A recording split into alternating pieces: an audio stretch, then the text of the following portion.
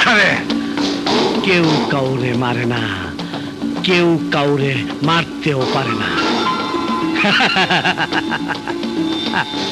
আমারে না তুই ফাঁসিতে ঝুলাইছস, আমারে না তুই জানে মারছস। কেউ কাউরে মারে না, কেউ কাউরে মারতেও পারে না।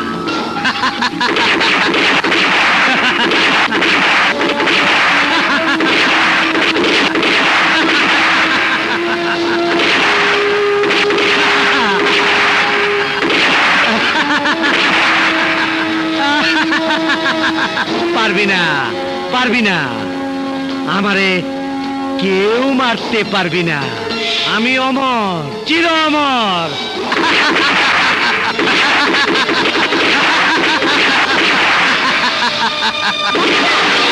বাচ্চা, বাচ্চা, বাচ্চা কি করছো?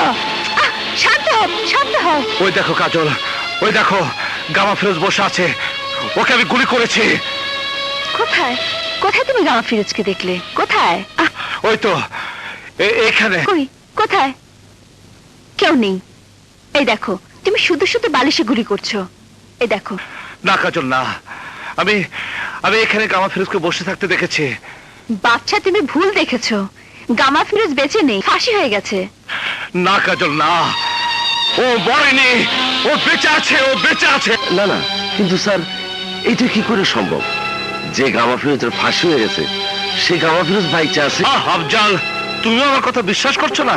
না স্যার, আমি আপনার কথা বিশ্বাস করুন না কেন, তবুও বলছিলাম আপনি ভুল দেখতে পারেন। না আফজাল না, আমি ভুল দেখিনি, আমি ঠিকই দেখেছি, আমি নিজের চোখে ওকে দেখেছি। ঠিক আছে স্যার, আপনি চিন্তা করেন না, আমি আবার ওরে খুঁজে বাই করব।